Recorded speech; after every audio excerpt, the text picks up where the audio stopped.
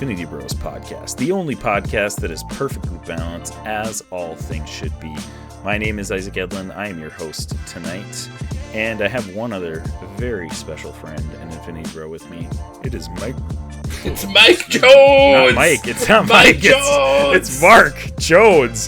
Had a little burp there that just sneaked out right when I was about to say your name. Special guest Mike Jones in the house. Everybody. Mike Jones, let's go. Who?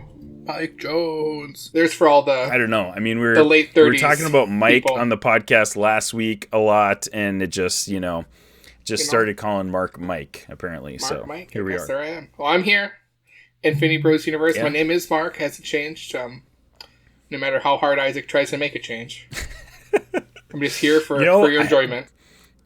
I think where we got the disconnect is on the patron section of this podcast, which you guys can go check out if you have become a patron exclusive member. You can get uncut episodes on Patreon. Yes. You can get access to uncut episodes. And we were talking about Stranger Things a little bit, and I think we mentioned Mike's haircut at some point. You said that couldn't be a haircut we could have. Our question. Yeah, exactly. So that's where the confusion's coming in. But thankfully, neither I nor Mark have Mike's haircut. And do you think if we did there's that, and that's some form of fundraiser again, we could have Max has to get Mike's haircut from Stranger Things? Do you think he would agree to that? Oh, yes. Oh, yes. And just has it for a week? He has to get Will's haircut because Will's is the worst. Mike's is pretty bad. Oh, my bad. Yes, Will's. Yes, you're right. Yeah. But Will, oh, man, that would be a great, fundraiser goal. Max has to get a bowl cut. He'd fit right in with those Mormons. Oh my gosh, yeah. So everybody, make sure you contact at MaxMosier73 on Twitter and tell him how much you would like to see him in a bowl cut, so we can make that happen for our next charity fundraiser stream. Hopefully we can get one going soon. I know we've been talking about that a little bit, but we had a blast with the last one we did for the Ronald McDonald House, and it'd be fun to do it again. So anyways, Mark, as much as I loved to chat with you about Stranger Things, we are here to discuss something very, very different, and that is Thor: Love and Thunder. Just came out this past weekend, and we had to get together to talk about it, and we like to kind of refrain from talking about it in our group chats until we have our podcast, so we can kind of get a fresh perspective on each other's what we think of the movies. It's always funny like when big movies come out on weekends, like our group chat for Infinity Bros. It's just it's silent. Just silent because we don't want to start so talking weird. And bring stuff up. Yeah. And even for the shows a little bit too, because especially the last couple months, we've had so many shows going on at the same time. We've had Stranger Things, Obi-Wan Kenobi, The Boys had a finale this weekend too, but we'll have to catch that in another podcast. The Boys finale was last week. Miss Marvel's 2 days ago. yeah, exactly. Miss Marvel's finale is this week. Are they only doing 6 episodes of that? Whoa! Yeah, they're only doing 6 episodes. So anyways, all of these shows are happening at the same time. So we're all trying to avoid spoiling each other and still posting memes and other dumb stuff as we do in the group chat. But yeah, it's always interesting when a big movie comes out and we're all just silent in the group chat, which is not like us. If you know the Infinity Bros, we don't stay quiet for long. So especially Mark, he's a tough one to keep under wraps. So we try in the Infinity Bros podcast. Ruffle Max feathers. especially tries. I get fined. I get suspended, but they always take me back. Fined and suspended. Yeah. I'm just here so I don't get fined. That's. I always say that line at work, and everybody looks at me like, "What? Shut up." Then I have to explain to them, it's a thing that Marshawn Lynch, as football player, said during press conferences, blah, blah, blah. It's a big thing that they still look at me like, sport people don't. I just imagine this because you're a nurse and you've said this to a swarm to so many people of work. in their mid-20s, Younger, older women. Yeah, younger, childbearing age women is basically who I work with. So, most of them have no clue what I'm talking about when I say that. and then I have to explain it to them. And when you explain a joke, it's just not funny anymore. So yeah, it's not the greatest. I don't know, like, and I keep doing it to myself too. I still will say it every once in a while, and then you run off and save a life. Turns around. yeah, exactly. Gotta do what you gotta do. So gotta do my job among all of the silly jokes that I can't explain to my coworkers. Anyways, we are going to be talking about Thor: Love and Thunder. Man, let's just go dive right into it, because we do have a ton of stuff to talk about. But first, we do want to make sure that you are familiar with our rating system here on the Infinity Bros podcast. Here on the Infinity Bros podcast, everything is ranked from a 0 to 6 point scale. 0 meaning horrible, and 6 meaning absolutely excellent. If all of the Infinity Bros rank something a 6, it gets an Infinity Step.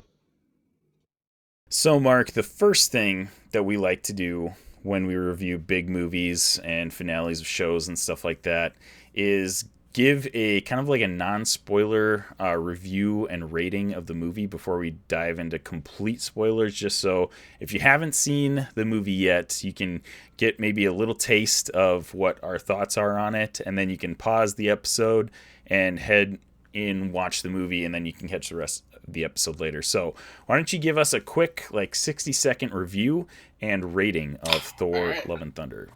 Well, rating 6.9 out of 6. Loved it. Whoa! Wow. I think it might be my favorite MCU movie. There it is. Hot take. Wow. Yeah. My goodness. And know what, I say this because I thought about this right afterwards. I was like, does this hit me where it hits me in the jellies if I'm not married and have a daughter? There's my thought. So that's why I love it so much. But yeah, the quick non-spoiler synopsis: Thor,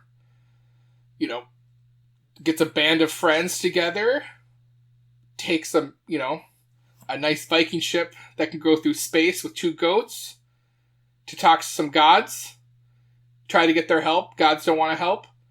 They go, because Gore, the God Butcher, we've seen, in the beginning doing what he's got to do, and he's done some stuff to Thor's people that he's got to go to avenge, and goes to their world, needs to fight them, and that's his whole synopsis. And at the same time, Thor finds out Jane's still kicking it, but Jane's got an illness going on, and that's why she's Thor, and that's what's keeping her going. And there's they laugh, they cry, they fall in love, and it ends with how I think it was supposed to end, and Thor's still going.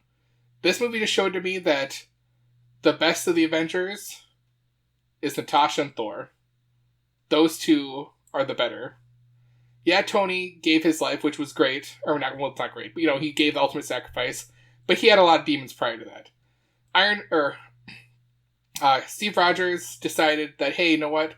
I don't want to help no more. I want to go back in the past and have a good time with this one lady I kissed once, and then screw up that timeline. Hashtag YOLO. And I'm still waiting for the repercussions of that to be that's got to come back. TVA. If TVA doesn't get involved with that means TVA was fine with that. And then Hulk is just he's a monster, but now I'm coming back to that. Hulk, we've seen him now in a few shows. Now I'm getting off into the weeds, folks. I'm sorry. Where he's in these newer shows that he's Professor Hulk, but then he's regular Bruce Banner. So clearly something happens, which we'll probably get in She-Hulk, where he brings himself back to Bruce Banner. So there you go. But yes, 6.9 out of 6. Love the show. Go see it. I don't get why there's so much hate out there for this movie. It baffles me how much, I don't know if it's just, that's all that's hitting my social media is that nonsense, but I say go watch it. It's great. Don't go in there thinking it's one of the first two. Don't go thinking it's going to be exactly like Thor Ragnarok. It has a different vibe, but that vibe is great. So, there you go. Awesome. Thank you. 6.9 out of 6. That might be, if we, go back through all of Mark's ratings, that might be the highest I've ever heard you rate something. That's how much I love the Infinity Bros podcast. So, that's pretty intense. I was not expecting... I knew you liked it, but I I liked was it not so expecting much that that high if of a I rating. That's lived awesome. in the metro area still, and now with my beautiful wife Kelly going back to work, I would go to the early morning, like 9 o'clock matinees during the week where I know people aren't going to be, and bring my child to go watch it again. Right. That's how much I love it. Yes. That's awesome. That's awesome, dude. All right, well, I'll dive into mine. I give this movie a 5 out of 6. I absolutely loved it as well, and I'm like right there with you, Mark. I don't get what all of the hate on the internet is all about. Like, there's so many people, especially on our Infinity Bros Twitter feed, that and it's are just like kind of going off on aspects it. of the movie. It's like story, certain characters, stuff that has to do with sexual identity and like gender. And it's wild. All the like the shots being fired, and like it's really awesome when I see sorry to budge in, but like seeing Taika Waititi like just being like, dude, whatever. Just like he doesn't care. He's just like, go watch the movie. Make your own opinion. This movie is like a full like Taika is doing what he wants to do in this movie, and he's been vocal about that. Yeah, absolutely. And he is like, he's been pretty vocal in interviews leading up to the release of all of this. And some people have been kind of getting on him about that, because some people have been like basically saying he's kind of like a Disney Marvel stooge at this point. He's just kind of like doing whatever they want him to do. Hey, if someone's writing any of us $1 million checks, you're going to pretty much do whatever. Absolutely. They're going to say like, hey, we want the Taika Waititi like umbrella with this, but we still need you to fall in line the colors, or in the lines. You got to draw inside the lines, but like, we'll let you do what you want to do. Yeah. But here's $10 million. Like, okay. I don't get it, man. Like, I'm on the same page as you. I absolutely love like 99% of everything in this movie. I thought it was fantastic. Absolutely enjoyable movie. Some people are saying like this is like I heard people say on my Twitter timeline that this is worse than both Thor and Thor 2. Dude, I saw that too, and I'm like, those people are insane. Because Thor 2 is the second best movie of the MCU, so I don't know what they're talking about. Direct quote from Jarrett. He's got it at number 1. I truly believe that, especially the VFX. He's totally all in on the VFX. Oh, Jarrett's probably going to see this movie, and he's going to be like, the visual effects in Love and Thunder were nothing compared to the Dark World. Nothing. But anyways, I absolutely am on the same page as you, Mark. I thought, like, everything about this movie was hilarious. It was just a really funny movie.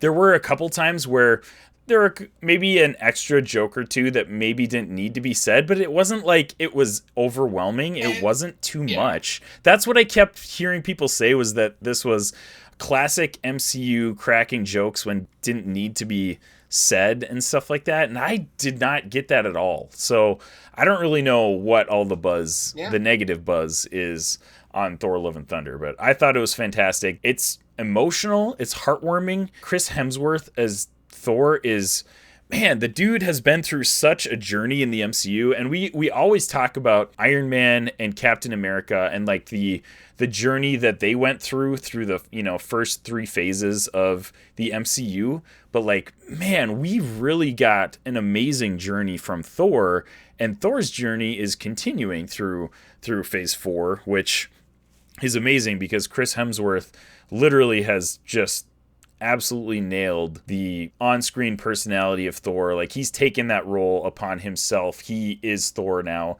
And honestly, like, a lot of times we see in media, it's kind of odd how we see it, but like a lot of times we see these live screen adaptations, and then the comics start to emulate, the look of the characters on screen and stuff like that. And we've even seen that in characters that haven't even been casted yet. It's to sell comics, Isaac. That's why they do it. It is to sell comics. No, I totally agree with that. But we've even seen that in characters that have barely been casted yet, with John Krasinski as Reed Richards. Like, if you looked at the past 10 years, maybe 5 years of the Fantastic Four, like comics or any comics that he's in, he's got a beard. He looks like almost exactly like John Krasinski.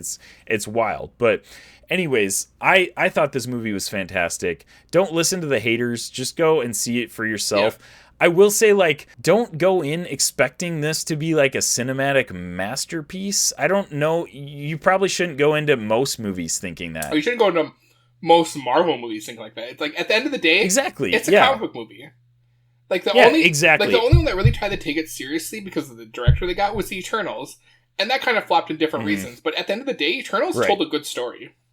I mean, I'll die on that hill. I enjoyed Eternals too. Yeah, no, I agreed with you on Eternals as well. I actually enjoyed that one as well. It's not like, a top 5 Marvel movie or anything, but it's decent. It told a good story. Yeah. So anyways, I'll double down on that, Mark. This was a absolutely incredible comic book movie. Was it an amazing movie in general? Yeah. Maybe not. I would say still it's an amazing movie. It's better than Morbius. Oh, okay. That's what we're comparing it to. All right, then. It's way better than a Goofy movie. We had to mention Morbius in a Goofy movie at some point in this. I would say it's better than the Doctor Strange movie. But I would say that too. And I still think the Doctor Strange movie was good, but Yeah. that's me. Actually, at the end of this, Mark, I didn't even tell you that we're gonna do this, but we're gonna rank our Phase 4 movies. Jokes on you, Isaac. I've already done it today. I know. I saw that on Twitter. That's why I was like, all right, we're gonna do this on the podcast. All right. So I'll say it out loud. I don't care. yeah, yeah. You do that, Mark. You go, Mark. All right. So I am going to insert a spoiler warning right here because I have Max's review to read. This giant novel that he posted in the group chat for us to read on the podcast. Technically be novella. Yeah, novella. Yes. True. All right, but it is pretty spoilery. So I was like, I don't know. Yeah, right? Like he gives us a review and it's just like double down. I don't know if I feel right about reading this before the spoiler warning. So here is your spoiler warning. Yeah. If you haven't watched Thor Love and Thunder and you want to not be spoiled, go watch that right now. Hit pause. Make sure you subscribe to the Infinity Bros podcast so you can come back to it later. From this point on, we will be talking all things Thor Love and Thunder. This is Prepare yourself. an Infinity Bros Prepare yourself. spoiler warning. All right, so here is Max's review of Thor Love and Thunder. Thor Love and Thunder will be another polarizing epic in the MCU story arc. While I have heard and seen many negative reviews of this film, I'm pleased to report I enjoyed my experience of this movie. Thor's character being too goofy can no longer be a viable piece of criticism, as the world gushed over Ragnarok and then praised his fat depression state in Endgame. Unless someone was mocking him then, their feedback isn't justified, in my opinion, and there were a lot of people mocking that portrayal of Thor in Endgame. So just to get that out there. You wanted silly Thor? This is the silliest of Thor. Thor Love and Thunder takes the Thor tale and makes the sillier existence of gods into what it should be, a joke. If gods were supposed to be serious, where were they every time the universe was attacked in the MCU? That's like the same exact question that Gore asks. Oh, we'll talk more about that. So, I have some opinions about that because I've seen negative stuff about that. Nowhere, because they're only about themselves. I loved how they were caricatures of their lore. It really made me hate them the appropriate amount. Thor and Mighty Thor were not only fun, but the backstory of their breakup was very down to earth. It made me care for Jane Foster for the first time ever. Yeah. I was really shocked at how much I loved this character. I also loved her use of the hammer.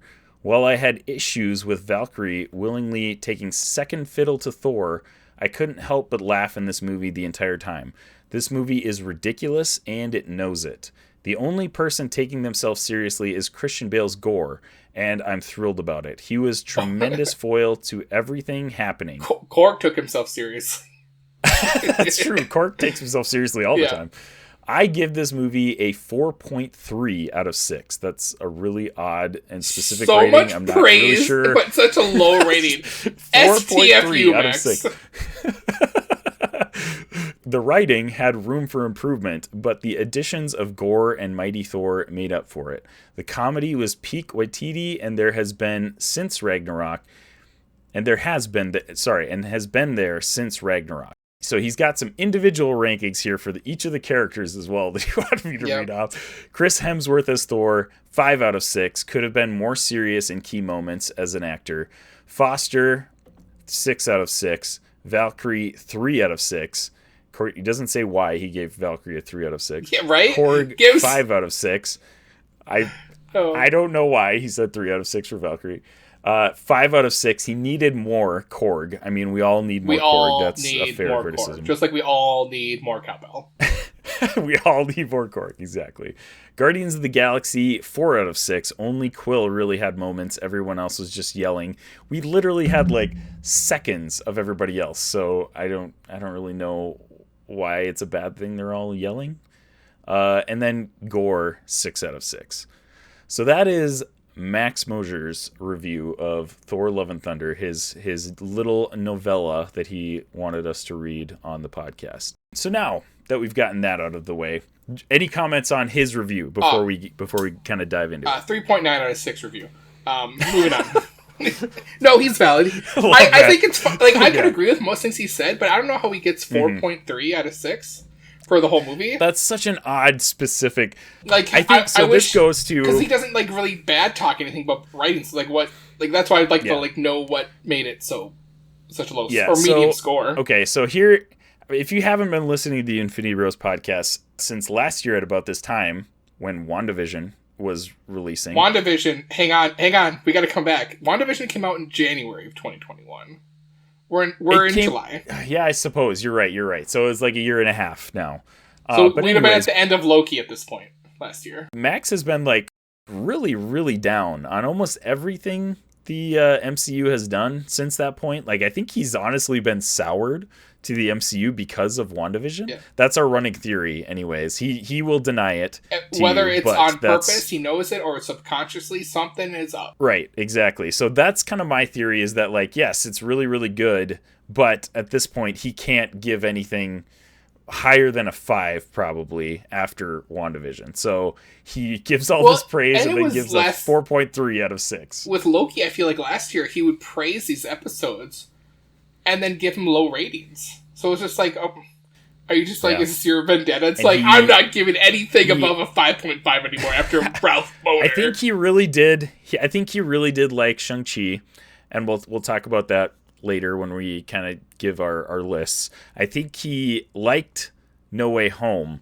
I think he gave that a 6 out of 6 on the podcast, but yeah, I think he did. You're right, on it, because the only one that didn't give it a 6.6 out of it, or 6 out of 6 was Jared. Right. Yeah, exactly. But I think looking back on it, I think I might even it would be close for me to change my rating at this point. But looking back on it, like there was a lot of hype going into that movie and coming out of it. So I think we were both on the Spider-Man hype train when we recorded that podcast. After my rewatch of Spider-Man No Way Home, like I only watched it once in theaters when it came out, and just like last week, and I'm like, this movie, it's all right. It's not top-notch Marvel, but like nostalgia, it hits the nostalgia mark really high. But right. That's what I was saying. I think I would still give it a 6 out of 6, but that's based on my own nostalgia colored lenses. Like I absolutely loved everything they did. Is it a better film than a lot of the other Phase 4 movies? Yeah. Maybe not. Maybe I don't know. It was still amazingly enjoyable, and I loved it. So that's all that really matters, I suppose. Alrighty, let's get down and dirty. Thor, Love and Thunder.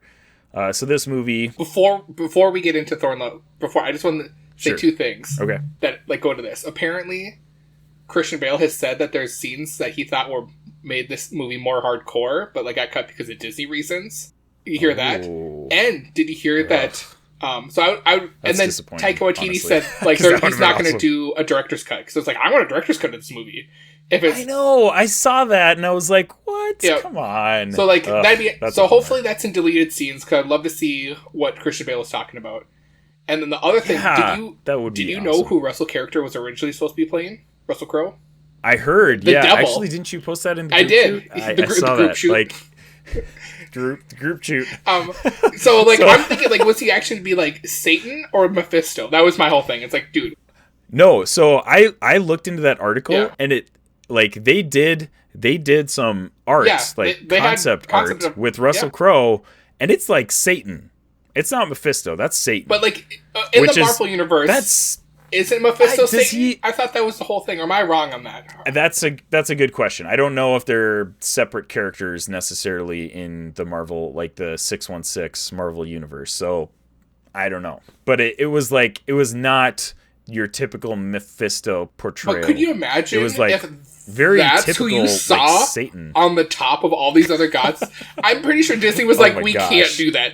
Disney's like, it's like, even I want that, but like as a whole, they're like, we can't have Satan, the ruler of the gods. Like that would just no, we can't do that. Because then that means there's how fantastic, just with the way Russell Crowe portrayed Zeus, which I absolutely loved, by the way. I thought he was fantastic, hilarious. That like Disney isn't taking like God seriously. It's like, and then people are saying that's the point. But then people are saying this is the most accurate Zeus would be. Zeus isn't some like in shape dude. He's supposed to be some perverted god that doesn't care. Just nasty, disgusting. That doesn't care. Okay, now we're getting Thor: Love and Thunder. We're jumping into it. Where he's like, where Thor in this movie, Zeus talks about the like annual or the monthly orgy, and that's more important than fighting Gore the God Butcher. Yes. Oh my gosh, I love that. Oh, so like that's so accurate to Greek mythology, is that Zeus would for sure be more into having orgies than his own people that he serves. All right, okay, let's. So now I've said that, let's get into Thor: Love and Thunder. Okay, we'll get into it. So Thor: Love and Thunder, obviously released this week, July 8th, to mixed reviews. Thor enlists the help of Valkyrie, Korg, and ex-girlfriend Jane Foster to fight Gore the God Butcher, who intends to make the gods extinct. This came out so it's right now, I just looked prior to recording here. It's got 315 reviews on Rotten Tomatoes. It is sitting at 68%. Which is only 2 points above Thor: The Dark World. And Thor 2. 1 point up to make it nice. 1 point away. We were so close. There's going to be more reviews coming in. It's possible that what's it could the still audience get there. score? The audience score, however, is at 81% right now. Which most Marvel movies, I would say, the audience score is probably a little bit or much higher than Rotten Tomatoes critic score. So that's seems like it's about par, and probably about par for what we've been seeing online. We've got tons of mixed reviews online that we've already been talking about. People disliking kind of the silliness of Waititi's directorial, style. I mean, I think some people were a little bit concerned about that when Ragnarok came out, but I think Ragnarok was pretty much universally accepted as a pretty good Marvel flick. So it's just interesting to see the kind of like the changing of social media against Marvel in general at this point. Yeah. We talked about this. Robbie and I talked about this on the front end of our Patreon exclusive episode 124. It's just interesting to see that the common conception of superhero movies is just kind of turning at this point, because they're still huge money makers. People are still going to see these films, but it seems like it's about like 50-50 as people are like still interested in them, or the film people, I should say. I think the general public is like... Well, I wonder if, like, I really wish I knew more about, like, film reviews as a whole. Like, when it comes to, like, customer reviews for companies, you're going to hear way more negative reviews than you will positive reviews. So, like, I just wonder if that's the same with movie reviews, where it's like, well, people who are more outspoken and really hate something are going to talk about how much they don't like it, versus someone that really loves something. Like, that's going to be fewer and far between compared to the hate. And those hated reviews are going to get more interaction because people are going to comment. And that's the thing, where it's like, is that just bait for social media? Because I follow Fandom Wire, I think is what it's called. Mm-hmm. And I've seen like every, like, on Friday and Saturday, like every other hour, it's like a post about how good it was, but then how bad it was, and the bad one had a ton of comments on it. So it's like, are we just being farmed for data and likes to make these companies money? I don't know. That's a bigger discussion, people. So, there it is.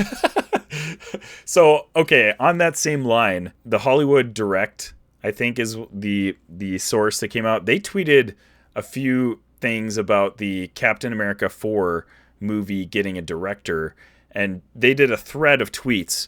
Two of the tweets were like very obvious clickbait, basically kind of insinuating that, oh, we don't know who Captain America is, it might not be Sam Wilson. And which is just complete load of garbage. Disney made it pretty clear who Captain America was. I know, like, I don't know how much clearer you could make it after watching Falcon and Winter Soldier, but like, honestly, the giant mainstream ones are a little bit lighter on the clickbait. Yeah. They tend not to do complete clickbait. But those middle ground, lower ground, like, media outlets are like, yeah, this is how we make our money and get our clicks. It's like, we're going to get people to interact with us. Right. And like, really, so it was just interesting that it was the Hollywood Direct, because they're a pretty decent size and reputable. Like, if you see something from the Hollywood Direct, it's probably a good quote from Eric Bischoff: "Controversy creates cash." So there you go. True. Yeah, absolutely. And that's what we're all about here in the Infinity Bros podcast. That's why controversy we have Mark on the and cash. We just need the cash to start happening, folks. just waiting for the cash to flow in. We got all the controversy, but no cash. So like, we're waiting. I love it. I love you, Mark. You're the best. I do think. All right, so we tend to not necessarily break our movies down scene by scene, but we talk about the characters especially a little bit. When Max is in here. That's for sure. Especially when Max is here. I was doing this in thinking of the way Max would do this in my head. It just always breaks down. It always breaks it down by character. So it's starring Chris Hemsworth, obviously, as Thor. Natalie Portman is back as Mighty Thor, Jane Foster, Thor. Jane Fonda, that was a good, as Korg said one time. Jodie Foster was the other one. Like, oh my god, Jodie Foster on the show. Exactly. Oh my gosh, Tessa Thompson as Valkyrie, Christian Bale as Gore the God Butcher, and Taika Waititi reprises his role as Korg. I mean, the first character that I want to talk about is Korg. Okay. So I love that Taika, first of all, has the audacity to insert himself as a character in Ragnarok as Korg, because Korg is fantastic. Well, let's be real. I absolutely I'm sure he's like, we need a voice for this rock character. And Taika's like, I'll do it. You just make it easy. I'm sure that's the story. He's just like, let's not hire anybody. Probably. I'll just do the voice. And then people loved it so much, he's like, well, I'm going to make this next movie with him involved in it, because absolutely. And like, why not? So Korg becomes like a main character. He starts out the movie, and this happens like, I think 3 times throughout the movie, where he is basically telling a story to somebody and kind of like either rehashes, recaps what's going on previously. He summarizes what's going on in the story. And all that clearly, kind of stuff. Thor has talked a lot about his life with Korg. That's another thing. Oh, absolutely, absolutely, and that's fantastic that these guys are like the best of friends, and their relationship is so great. Chris Hemsworth and Taika Waititi are just like great real life buddies, because it comes off perfectly in the show. But obviously it's like, Taika. I wonder, it would be interesting to see if Taika stands in for his like acting or voice lines in there, or if there's somebody, because I know Sean Gunn did for a ton Rocket. Of the for Rocket, and for other like characters, he does a lot of the stand-ins stuff like that. So it'd be interesting to see if it was Taika or if somebody like Sean Gunn stood in for that. But man, Korg, fantastic in this movie. Mark, what were your general thoughts on Korg, and what direction would you like him to be taking? Oh, well, I want more Korg post Love and Thunder. Doesn't everybody? Yeah. I mean, Korg is the best. I love Korg. I really like that he was more, like, the friendly, comedy friend with the whole thing, but then also very serious. Mm. But when they're on, what was the name of the world or planet or place they were with the gods? Do you remember what that was? Shoot. Anyways, it's something like Olympia, like not Olympia, but it's like, oh man, it's gonna bother. Anyways, moving on from that. It's not Olympia. It's not something generic that we would think. But it's kind of in that same realm. Anyways, I gotta move on from it. It's gonna bother me. Mm-hmm.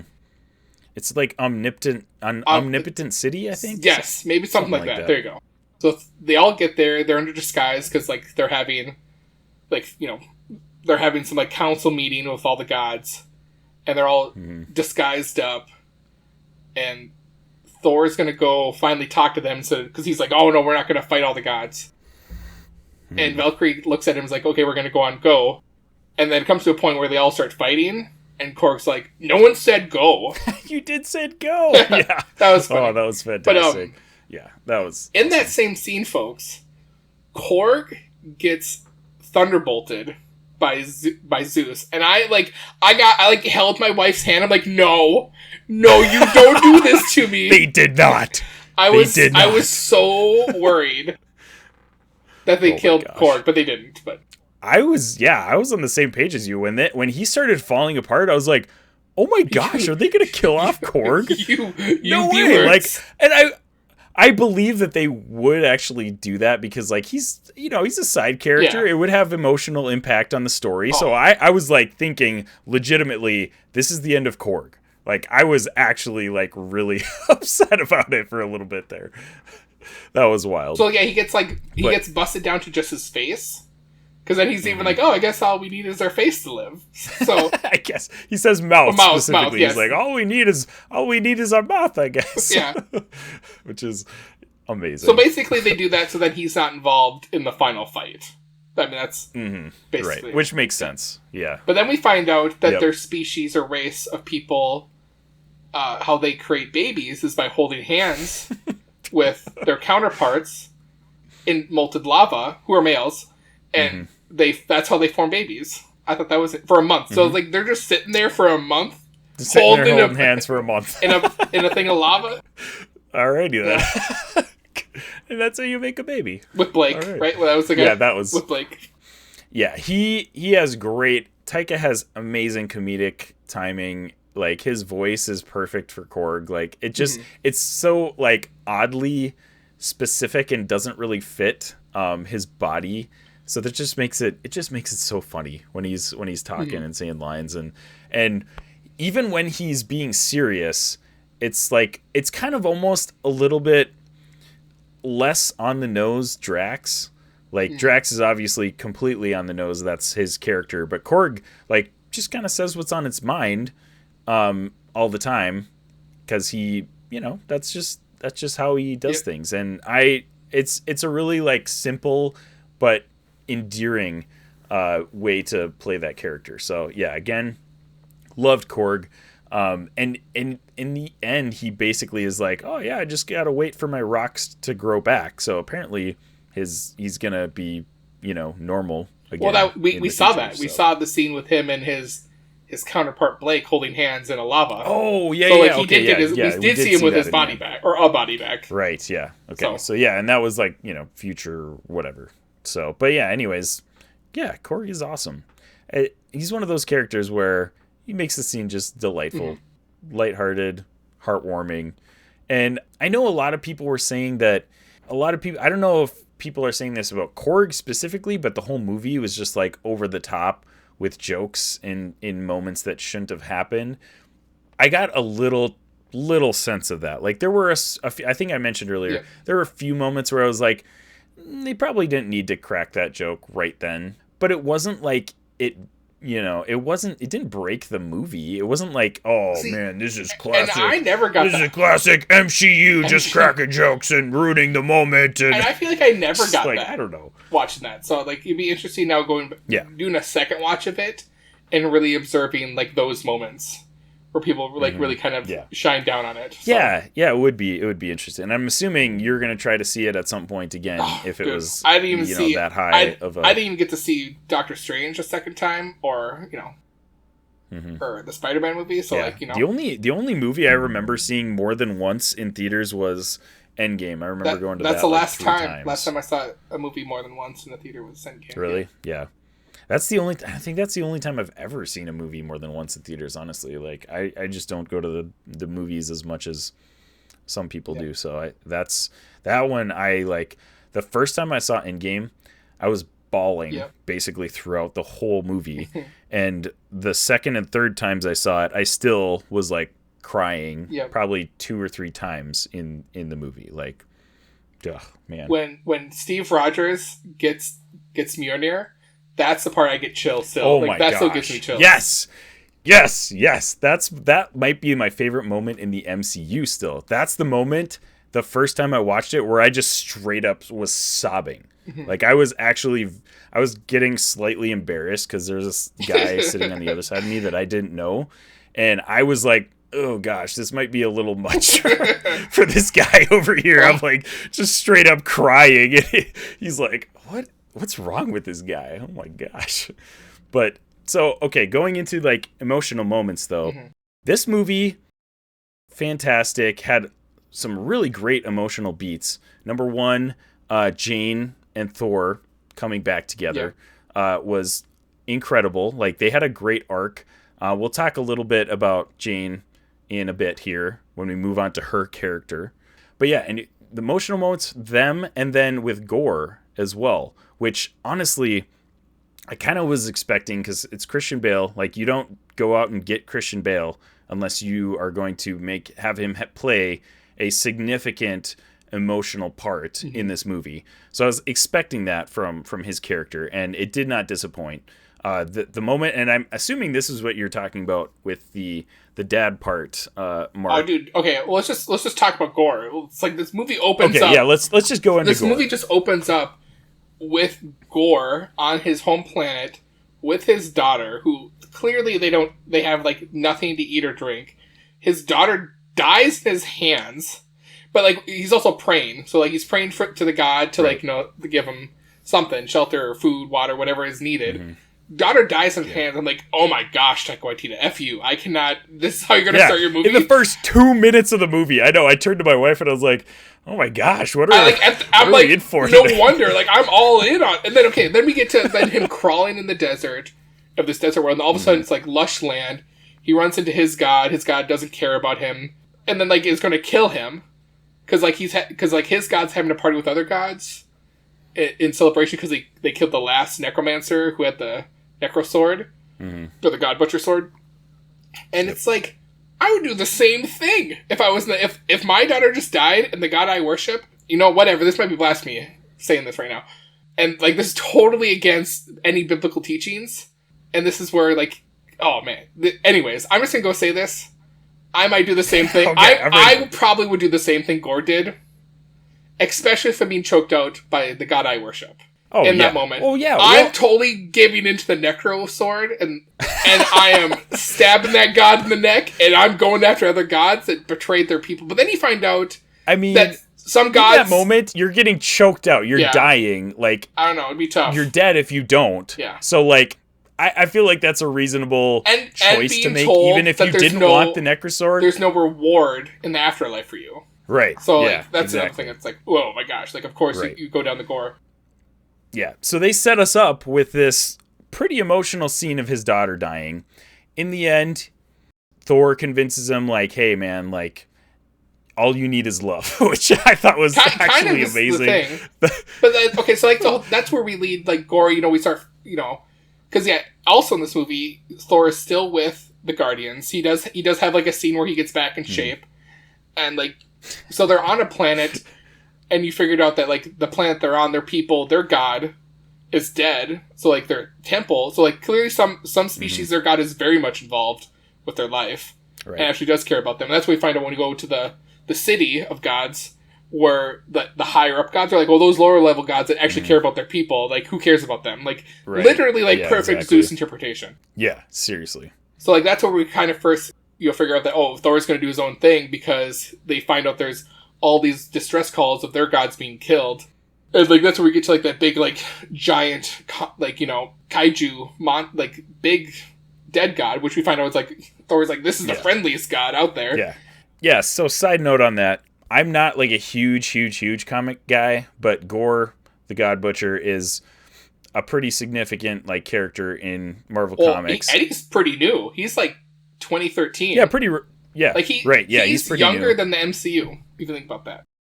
Yeah, that's true. That's a crazy way to think of that. But that shot when Thor and Korg are standing on the mountain overlooking that massive god, that's a comic book panel, like shot for shot. And when I saw that, and that was in the trailer, so like obviously we had seen that previously. But when I saw that, and I was like, man, I love those teeny little Easter eggs that Marvel Or is, like homages, is still yeah. throwing It's into like- all their shows and movies. Like, that's just throwing it back to their roots, where they came from, And that- where they continue to come from, despite all of the people who are now opposed to the MCU saying like, oh, they don't do comic book stuff, they don't do this, they don't do that. It's like, I mean, what can you expect from a franchise like this? Like, you can't do comics like shot for shot. Like, you can't do it. Like, it's impossible with live action. Yes. So the fact that we're getting these little snippets of comic panels and stuff like that, and if you want shot for shot for comic panels, that's why they're bringing back X-Men 97. That's what the X-Men did, is panel for panel comic book shots. Yes. But going back to Thor Love and Thunder, so like when they get to that planet, because it's Lady Sif, my bad, Sif, that like beacon them there, and she's like, "Oh, let me die." And she's like, "Well," Thor's like, "Well, you don't go to Valhalla only if you die." After the so battle. like that's how they wind up back on Earth, and on Earth when they're in New Valhalla, right? No, New Asgard or Asgard. That's what it's called. Yep, New Asgard. We get there, and you see that they basically turned it into like a tourism spot. Like that's how they make them. I think that was funny. But that was good. It's when we're there, and then also, before that scene, you see how like we'll get to Jane, but then you see how like she got to where she is. But that's where Gore comes back, and you see that he has like these necromonsters, and this is where when I wasn't on his side anymore. He steals all the Asgardian children. Oh, the children! Yeah. Oh my gosh, I know. And like, okay, we obviously knew Gore was gonna be in this. We saw shots of him. He looked fantastic, by the way. People who are saying that the visual effects of Marvel movies are garbage now are complete idiots. Gore looks amazing in this movie. And people were like, "Oh, why don't you give him like the Gore nose, where he has like the he kind of looks like either Ebony Maw or like Voldemort." Yeah. And people like, I think someone said like, "Well, we didn't want to do Voldemort because then people would just make fun of him looking like Voldemort." Taika, actually, I watched a clip of Taika, and he literally said we didn't want him to look like Voldemort, so that's why they gave him the nose. And my wife, she's like a casual MCU fan, she'll go to the movies and enjoy them with me. She's a huge Harry Potter fan, but she immediately, first scene of the movie, when he gets the Necrosword and kind of turns like gray, she was like, he looks like Voldemort. There you go. Even without the nose. So like with the nose, he would have looked exactly like Voldemort. So and she, she obviously didn't watch that interview with Taika Waititi, so she didn't know that they're trying to do that to avoid that.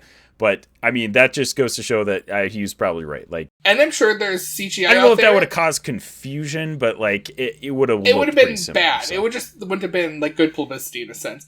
And I'm sure there's out there of him rendered like that though. So I'd like to see what they did have him look like. That would be interesting. And in the comics, he's got kind of like these tendrils or like tails off of his head that kind of like go down his back too, which would be interesting to see. But like, I thought Gore looked amazing, so I was not complaining at all about his look. And I liked how slowly throughout the movie he gets more and more like into the transformed with more of the, what did they initially call it? Because in the comic books, isn't it like a symbiote? The oldest symbiote is like... Yeah, so just a little... I'm not a comic expert. We should have brought in Jarrett to probably talk about this, but the Necrosword is actually a symbiote weapon forged, in whatever symbiote planet. I forget what the name of the planet is, but like it's like basically as old as the universe. Like it got forged by itself. Like I don't think there's anybody that actually forged it. It's got a lot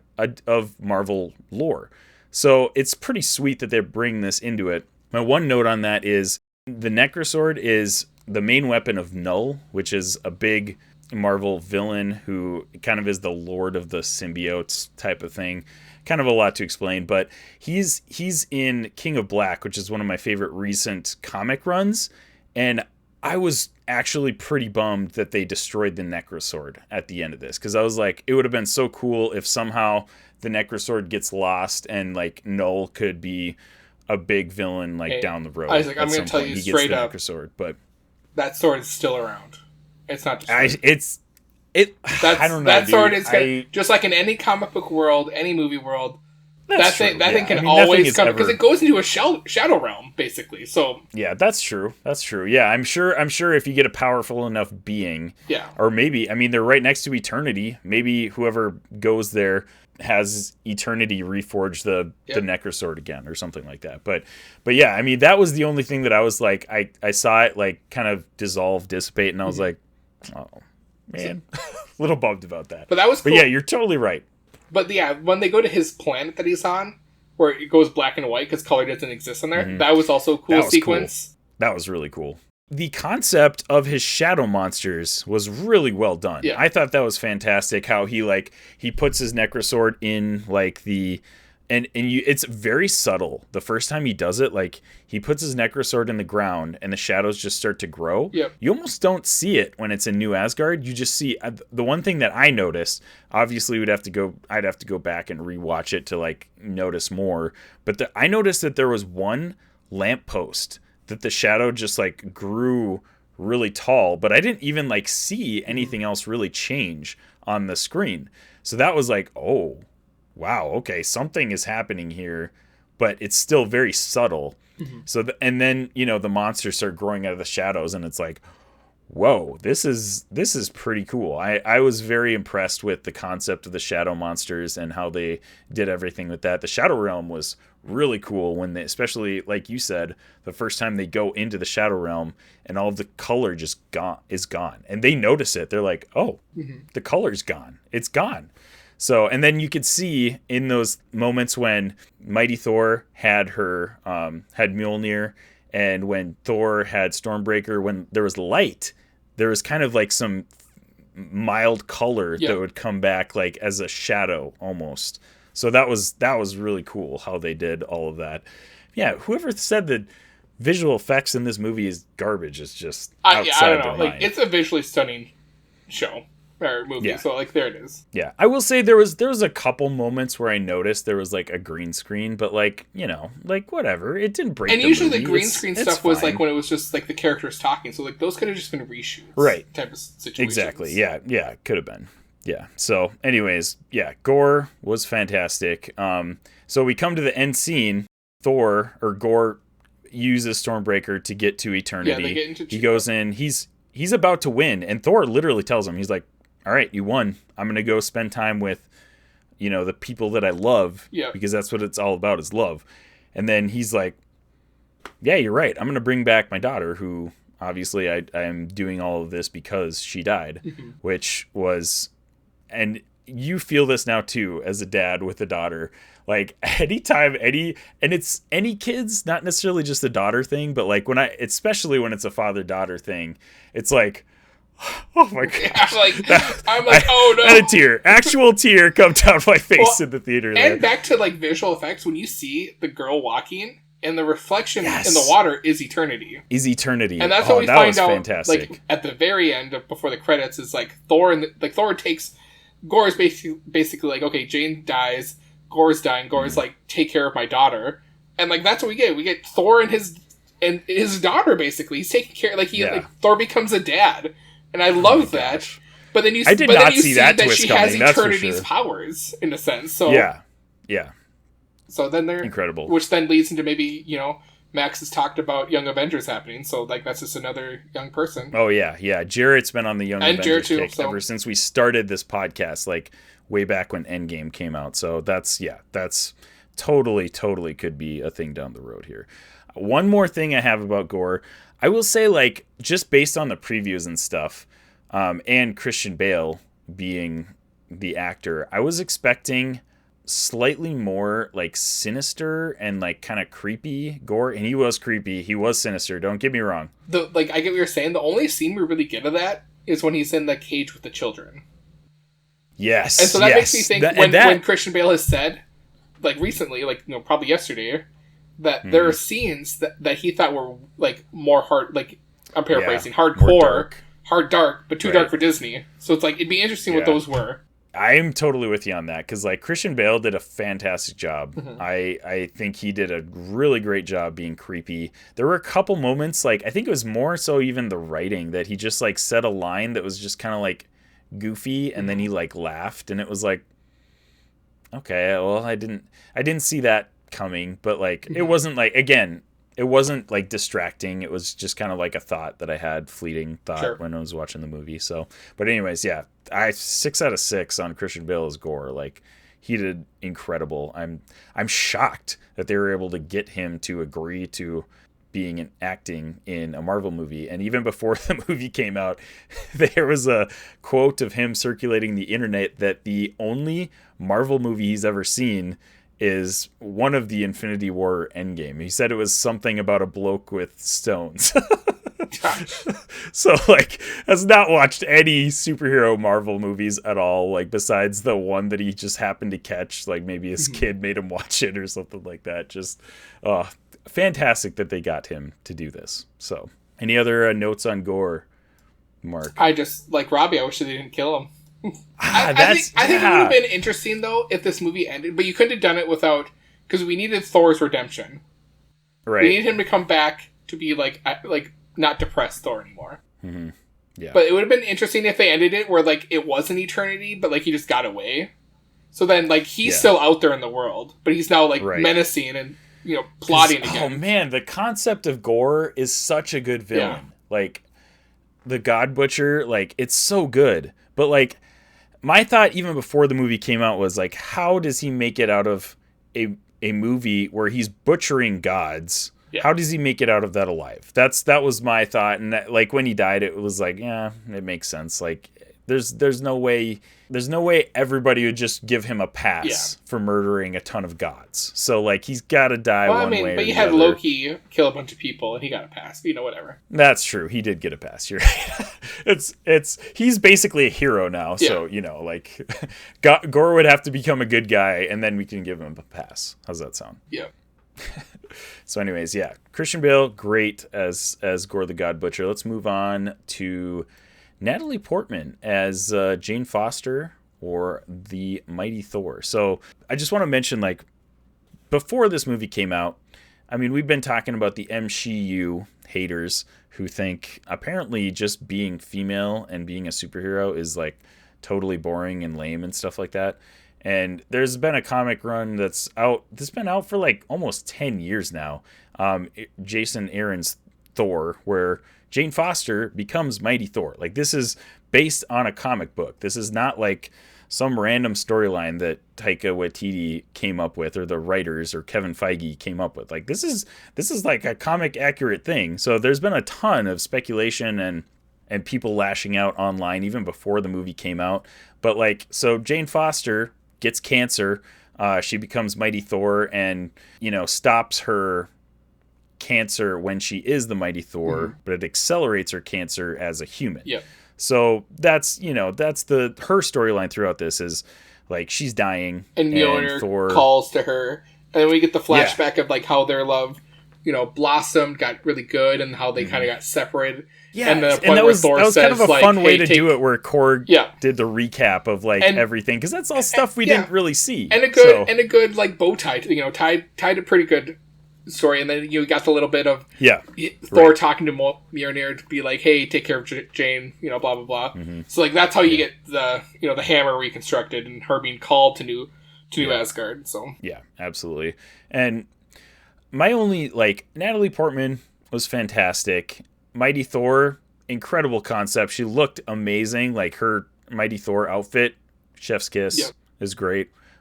My only thing is that I think this is more a repercussion. Maybe is not the right word, because that sounds more negative than I'm trying to be.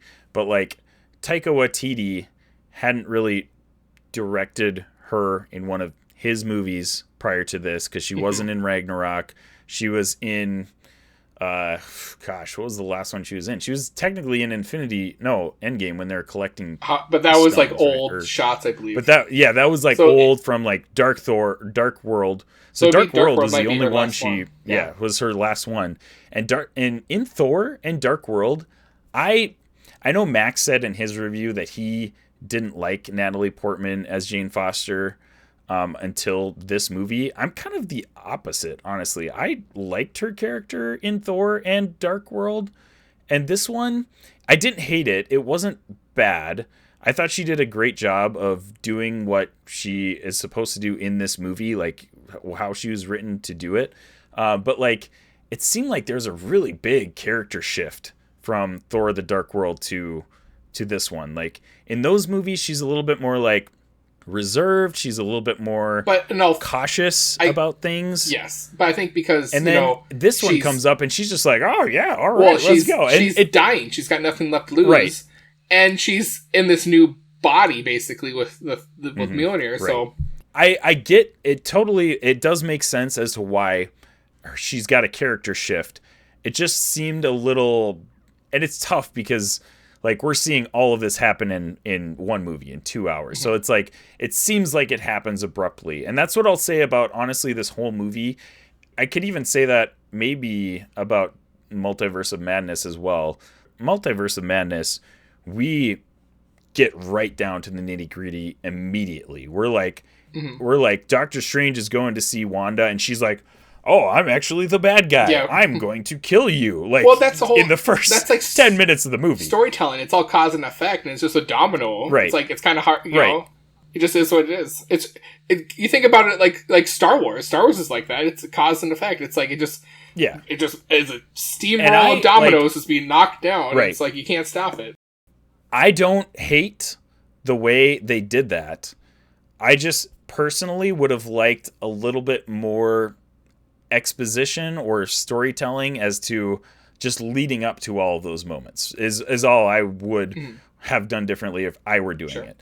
Some people were saying like, oh, it totally doesn't make sense, like with the switch from WandaVision to Multiverse of Madness. I'm not on that train. Like that's totally a bunch of crap. We have been saying since WandaVision that she was going to be the bad guy in Doctor Strange. Like that's just, like, everybody saw that coming. I don't know how people are like, oh no, she had all this redemption that got ruined in Multiverse of Madness because, like, she's actually a good guy now. And now you just totally... No, that's all, in my mind, that's stupid. I know, like, I don't want to get into the weeds too much, but after watching that a second time... Can we not get into the weeds when you're on the podcast, though? Wanda's not dead at all. Because she blasts out of there. But I told my wife, Kelly, my beautiful wife, Kelly, this... I think now that there's hype behind it, you could totally write a story that she's being controlled. And who could she be controlled by? Mephisto. Bam. Boom. Done. Boom. There you go. Now we have the ending that we've been waiting for since WandaVision. That's how you redeem her, is we find out that she's actually been controlled by even a stronger being that's, not of the world. Gosh, would that redeem WandaVision in Max's mind? It should, because it's like technically all she did wasn't her fault because she was being controlled. Because we got all those Easter eggs that were like pretty heavily leaning towards Mephisto. And I go back to this. And people, writers, like, oh, we didn't know who Mephisto was, blah, blah, blah. If we remember a few years ago when Sir Patrick Stewart showed up on the doorsteps of Disney in Daddy Feige's office and like, oh no, man, he's not going to do Professor X, blah, blah, blah. And know what those MFers did? They made him Professor X in Multiverse. They did it. They did it. Those sons of a guns. So I'm just saying, anything is... Of course you want to kill the hype. You want to be like, oh, it's not Mephisto. Because at the end of the day, if you would come out and be like, oh, actually Mephisto was the reason why Wanda was doing all she was doing, it ruined the end, whatever their end game is. Right. Pun intended. Yeah. So, all that to say, I felt that some of the points in Thor: Love and Thunder were a bit rushed, and with a shorter runtime, I felt like they could have added 15 minutes of just like story building, or like before some of those emotional moments, a little bit more. But it didn't need a lot. I do think it did cover a good enough base for Jane Foster's arc. No, it totally did. I don't think it was out of nowhere. I agree with you. I personally could have used a little bit more building. And I think where Disney is at a point with their audience where it's like, do we really need to show you Uncle Ben dying again? Like, type of mentality. Like, exactly. You guys, most of you people who are coming up are just okay to suspending disbelief to just be like, yep, she gets her powers. Right. Mjolnir probably just tells her how to do stuff, and it just becomes second nature to her. So like that, we don't need that like her figuring out the power stuff because like we're not stupid. So I think that's what Disney thinks. On that, I'm with you. On that note, how far do we get down the line in the MCU where somebody who has not watched anything in the MCU watches a movie and they're just like, I have zero clue what any of this means? Because like you could still kind of like get story elements and like pick out some stuff at this point in these movies, but like even now you're gonna be a little confused if you don't know any of these characters, because they just pick it up and assume that you know. Coming right? to this is perfect. You know, with most stuff or even music, even my personal stuff, you might read a comic book and you'd be like, oh, who are these characters? I'm going to go and look in the past and see what they did. And that's how you get the fandom. Yeah. Or like with music, like, hey, I listened to this older album and I looked in the notes, like, oh, they referenced this band. Or like, hey, they have 4 other albums before this. And you go back and listen to all this stuff. Or, you know, you just branch out. I mean, that's how fandom grows. True. Yeah. So, I mean, you might come into this brand new and be like, oh, I should go watch other stuff to see it all how it ties together. So. Mm-hmm. And I've like watched TikToks of people that did exactly that. Like they watched one of I think Endgame and Infinity War was a perfect example of that, because there was so much hype going into that people that never watched anything were like, oh, I guess I should go see this because everybody's talking about it. Went and saw it, and then they were like, oh, this is really cool. This is really good. I need to go back and watch everything to this point because I'm really intrigued and interested by this. So I think that was a good point, because I've watched specifically several people say that Infinity War and Endgame were the point where they were like, I need to go back and watch all of this so I can get a better understanding of what's going on in these movies. Any more notes on Jane Foster, Mighty Thor? I thought they handled it really well. I think honestly. They did good. I think she did a great job. Were able to put a good end cap to her story arc. So yeah, they yep. And she in the second post-credit scene, she's obviously not done. Yes, that's right. I forgot about that. It's like, clearly you don't show us that scene if they don't come back. Right, exactly. That's what I thought. Like, she shows up in Valhalla, and Heimdall welcomes her to Valhalla. That's all that post-credit scene is. But, like, why are we seeing Valhalla? Why are we seeing Jane Foster and Heimdall? Because who else would be in Valhalla? Who else would be there, Isaac? Who else? Loki. And know what? And if they showed us in Moon Knight that those MFers, or I'm sorry, guys, Steven and Mark were able to get out of that afterlife, right? Am I right? So. Did Mark and Steven not escape that afterlife? You're not wrong. That means Loki's untouched, preserved space body is floating in space right now and could be resurrected out of Valhalla.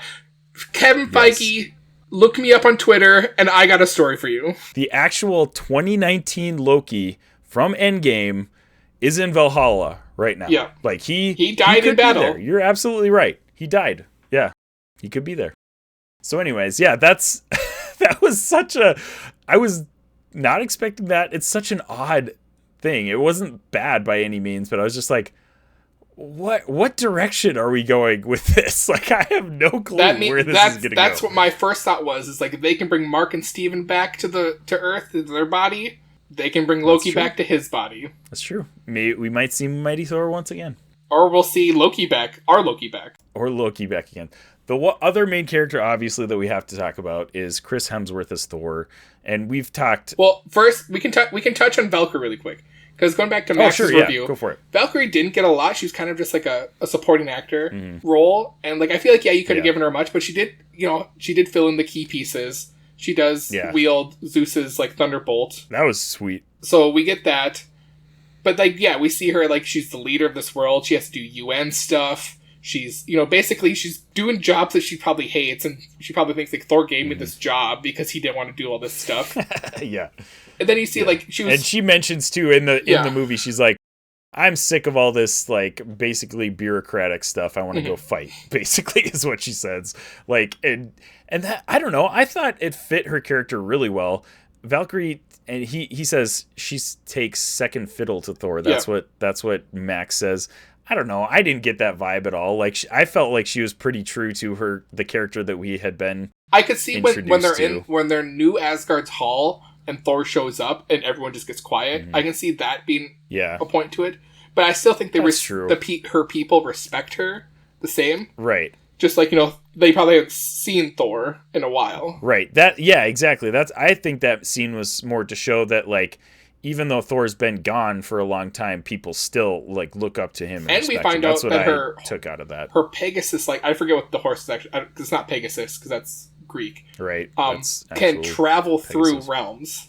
Oh, really? Okay. Yeah, didn't you notice that? Know that. That happened twice in the movie. You're totally right. Yeah, because didn't Jane ride it? Yep. To somewhere? To where they were in eternity, I believe. Yep. Yeah. Because like I was trying to think, like clearly Jane's going to go back and get the hammer, because there's a point in the movie where Thor's like, if you use the hammer one more time, because you found out if you use the hammer one time, you're going to die. And clearly, like, okay, she's going to go get the hammer again to save Thor, because Thor is not going to be able to defeat Gorr by himself. And uses the horse to get there. So yeah, that's an interesting. I forgot that happened. That's an interesting note. I like that. But yes, moving on to Thor. I want more Valkyrie. I'm glad Valkyrie didn't die in this, because another character I want more of. So true. Yeah, and I like her too. I mean, she's not like my favorite Marvel character by any means, but like I liked how she did. Tessa Thompson. Because you gave us a Lady Sif and Valkyrie type of show, and boom, I'm all in. So that would be awesome. Oh, okay. Side note, like we're not going to go over much more of her character, but like, so Sif gets her arm chopped off like in the comics. By the Necrosword. She comes back and she's training in New Asgard, which is all fine and good. She was another one where that moment seemed rushed to me when she was like laying dead on the battlefield, and the moment between, and it was funny, it was definitely funny, the moment between her and Thor where she was like, oh, I'm gonna go to Valhalla, and Thor was like, no, you're not, like you probably need to go get medical attention because of that. Like I don't know, that part I just seemed rushed to me, and she was like frantically talking. Obviously she's got her arm chopped off, so that's one thing, but I don't know, man. Like Sif is like calm, cool, and collected in all of the other Thor movies, and this just didn't seem like her, and she just got her butt whooped in battle and got her arm chopped off. So maybe she's a Skrull. There you go. Anything's possible. Maybe she's a Skrull. Okay, well, yeah, maybe she is. That's how you set up Secret Invasion on Earth. She's barely in this movie, so side note. But anyways, which means we were going to get more of her if they brought her back, and they didn't kill her. Yeah, in Ragnarok. I would love getting more of her. She's great as Sif. So yeah, let's get more of her. Okay. Anyways, go ahead, Mark. Final thoughts on Chris Hemsworth as Thor. Chris Hemsworth was given to us to play Thor, and he has even stated that he's going to continue to play Thor as long as they'll have him. That's how I feel about Chris Hemsworth as Thor. And now with this movie, I thought they did a great job showing his arc from basically a whiny brat to learning that he's got to be a better person, to then giving him a bunch of crap happening, like breakup, mother dying, brother dying a few times, dad dying, his people die, people dying, dies. basically like him taking all that brunt and like really going through depression, like hardcore, and like it's when people give him crap in Endgame, taking it's like the blame for Thanos do. basically too. Where he goes to a dark place, and you like even the beginning of the movie, he's very self-reflective. Like he wants to get out of his funk, but he doesn't know how. And like he finally gets like a reason how, and like it takes him reconnecting with Jane and Jane dying to kind of get to really know who he is as a person. And it sucks that but he's now in a better place mentally too. And then now he's taking care of Love is what they gave the name to her. So Gorr's daughter. So. Right. I don't know, I think Chris Hemsworth's portrayal of Thor is just it's like chef's kiss. Absolutely. Couldn't get... I want more of it. I hope he does... hope he shows up in more movies. I hope there's a Thor 5 in a few, 4 years or whatever. I want another Thor. Just keep giving me Thor movies. Yeah. I still hope he plays a bigger role in the series and they don't kill him. Like, that's what I really hope. Yeah, I agree with you there. I definitely agree with that first part of the statement that you made. And... if Chris Hemsworth wants to keep playing Thor, let him keep playing Thor. Like, the guy is just rocking it as Thor. He has totally taken this character who, in the comics, he's definitely like a A-list Marvel character or whatever you want to call it. But like, just gonna be completely honest, comics Thor is boring. He's not very exciting. Some people might disagree with that. I've never really enjoyed Thor as a character prior to, like, despite my Nordic heritage. I love all things Nordic. Thor before this has not really been that interesting of a character. Chris Hemsworth took him and made him an interesting character to me. And we mentioned it before, the incredible journey through all the first few phases of the MCU. And this movie it's clear that he's not done. He's not done anytime soon. And I hope that as long as Chris Hemsworth wants to play Thor, they let him do that, because he absolutely nails it. He is spot on with flipping from comedic, hilarious dude to like very serious. He's just a fantastic actor. I absolutely think he deserves all the praise that he's getting with this movie, previous movies. I think, again, the script was written probably a little mildly more jokey than it could have been. Sure. So he is playing those parts as they're written, and he's still playing them fantastically. Like, I think his delivery is on point. Yeah, I absolutely love Chris Hemsworth as Thor. Like, the dude's arms are, like, bigger than my thighs. Have you seen like, the picture his arms are freaking massive in this of his movie. arms It is from the first movie to now, and they're just like double in size. Yeah. It's wild. Like it look like every time I watch a clip of him with a sleeveless like shirt on, I was like, it's like almost like an uncanny valley effect. Like, it doesn't look like it's real, but like those are his arms. They're real. They're his real arms. And that just shows I don't understand 10 years of like wild. focusing on those muscles and keeping them big. I mean, you're just going to keep getting bigger if you stay disciplined to it. Yeah, absolutely. Yeah, I think Chris Hemsworth is one of the remaining stars in the MCU. Obviously, we're getting new stars that are coming up, but he continues to be one of the bright spots. And they go off on Thor. Like, I wonder if that's been their plan. Like, hey, we might lose some of these Avengers, but we'd like to at least keep one throughout the new characters, so you at least have someone tying back to what happened in the past. Because then you kind of lose that if you don't have someone that was there in the beginning. I mean, yeah, our new Captain America with Wilson, yeah, like we'll have a little bit of that, but he wasn't there in the beginning. Mm-hmm. He came in Winter Soldier, so it's they're still right. So Thor: Love and Thunder and Thor: Ragnarok, both directed by Taika Waititi. A lot of people, MCU fans, or I don't even know if you can call them MCU fans anymore, are kind of saying that this is where Thor's character became too funny, too comedic, because of, Taika's style and his directorial style and the movies that they're wildly different from Thor 1 and Thor 2, which definitely have more like serious tones. Chris Hemsworth absolutely embraced that comedic side of things. But I just wanted to get your take, Mark, on the shift in character from Thor 1 and Thor 2, from Thor being this kind of like, very serious character. He's like talking in these and thous kind of still at that point. Here's what changed. You guys, the Infinity Bros University, you can go look at this. You can go dig in the files. It was in the archives. After 1 and 2, I forget when it was like a year and a half before there was talk of a Thor 3. Kevin Smith said in one of his podcasts, or talked about it, I remember listening to this podcast back when it happened, that if they do a third Thor, they should get like a director that's more comedy based and make the third Thor movie more funny, to kind of change up the character, to give him more life to the character. Because if you keep doing what he's doing, you might do a third movie and then you're kind of just done with the character if you're going to keep doing that. You just have him just come in when you need him. Right. And apparently Chris Hemsworth heard that, or someone he knew heard that and had him, and like brought that idea, and that's how Thor Ragnarok kind of got off the ground. Is like, we're going to do something with more comedy in it. So I think it's great, and I agree. Like, yeah, if he kept, I don't think it was too goofy. We didn't get to that point. I didn't ever think like, oh, this is corny. Right. Maybe if you do a fifth movie, you do more serious Thor, but you still have him be who he is now. Like, you don't make him go back to it. Because you don't make him retro. You don't. Right, exactly. Now he is a comedic character. Like, now he is a funny character. But it would be funny taking that funny guy, like how he is now, and having a more serious tone movie. That would be interesting. That would be the next move you do. Right. So. And they kind of had hints of that with Gorr, because Gorr is obviously a serious villain. He's not like one of these jokey jokester villains who's like, quipping and stuff like that. Like, Gorr, dude, he means business. He's going to kill people. Like, this is in all fairness, Hela was also that. That's true. Yeah. Oh, yeah. Who also another character that could be alive or in Valhalla. So there you go.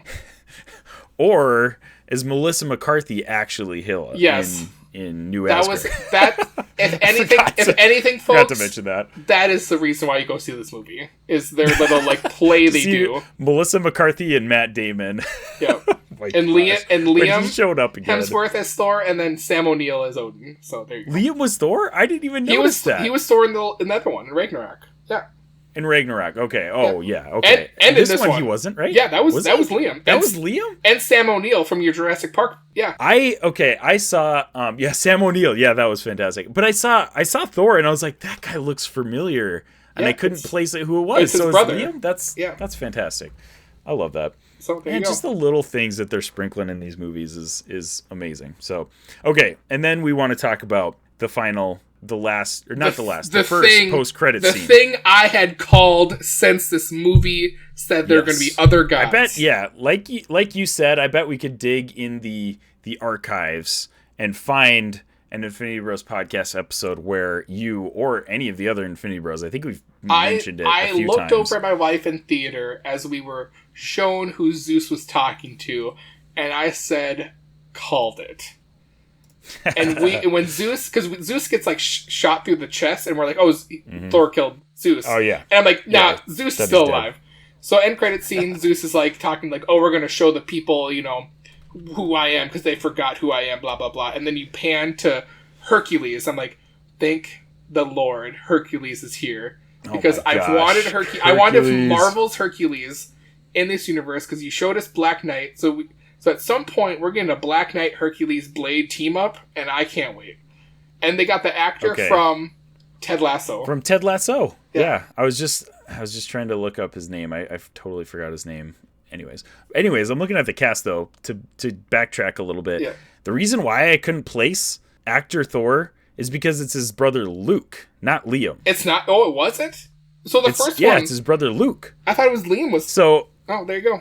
That's what it says on the cast list here, and I was like, because I know what Liam looks like. Like I watch Hunger Games, I know what he looks like. Was Liam in Ragnarok, or was it always Luke? And I just got the names wrong. That's a good question. You I don't go know. on. I don't remember him. I will look. Okay. All right. Yeah. So, anyways, that's neither here nor there. Yeah. So we've been talking about Hercules potentially being in this movie for a while now, and one of the first times I remember mentioning that is when the first teaser trailer for Thor came up. There was this one shot where it's kind of like panning out on Thor and Korg, and there's like a little bit of space in the frame. It was Luke. And a few of us, it was Luke. Yeah. Okay. A few of us were like, I bet there's somebody else that they CGI'd out of that shot. And we were like, that potentially could be Hercules. Like, I mean, we're talking about gods. We kind of knew that that's what the story was focused on. We had seen a couple shots of Russell Crowe, as Zeus. So we're like, this is the perfect opportunity to introduce Hercules into the MCU, which, I mean, for those of you non-comic book readers, Hercules is a pretty big part of the MCU. Oh, yeah.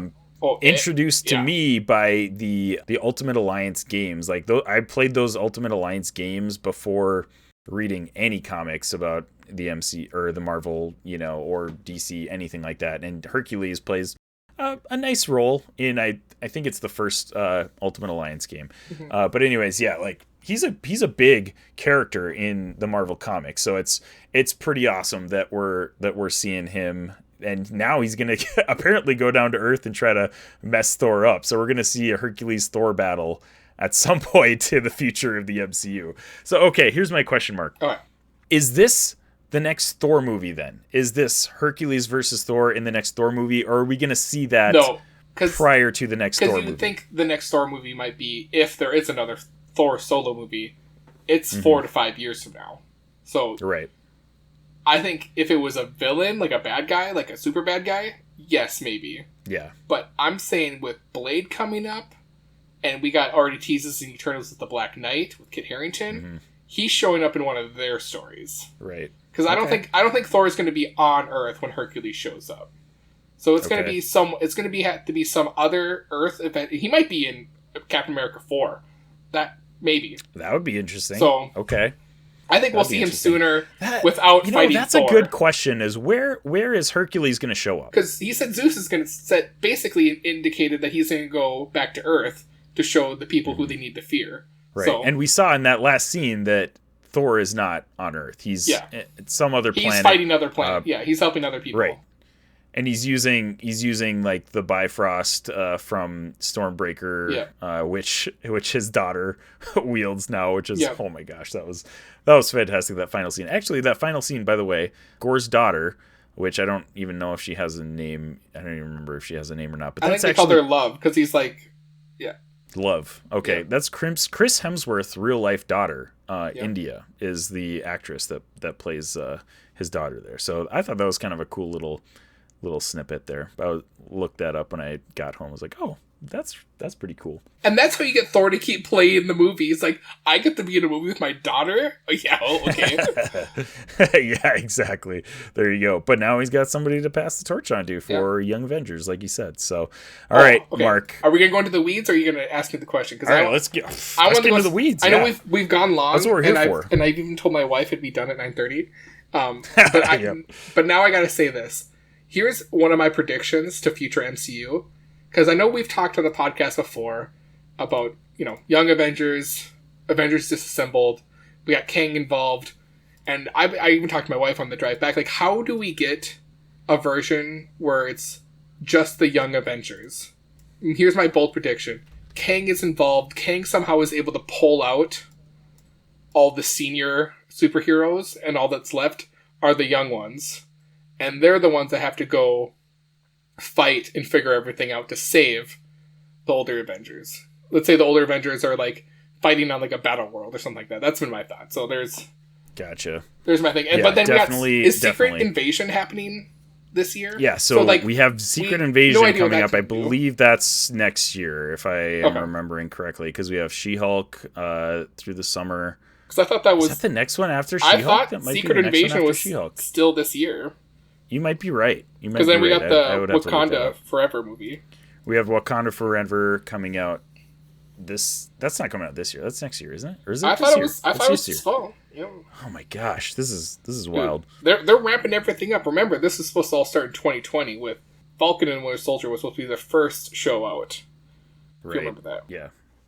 Crazy, man. Yeah, we're getting so much Marvel content. They said Phase 4 ends in 2023, so that's already next year. So already next year, yeah. We only got a couple more projects left with Miss Marvel wrapping up here this week.